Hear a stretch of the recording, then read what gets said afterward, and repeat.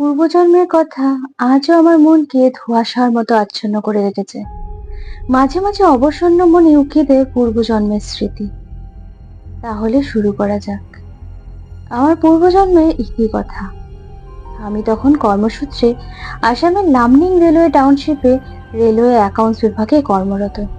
লামনিং এর south hill কলোনিতে 2 কামরার রেলওয়ে ফ্ল্যাটে একাই থাকতাম।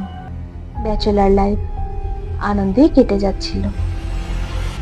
নিজের হাতে রেঁধে অফিস করে বাজার করে যেটুকু অবসর সময় পেতাম বই ও ম্যাগাজিন পড়ে কাটিয়ে দিতাম।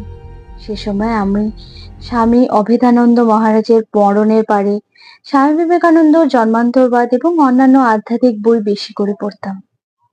এভাবেই সময় পেরিয়ে যাচ্ছিল দ্রুততার সাথে।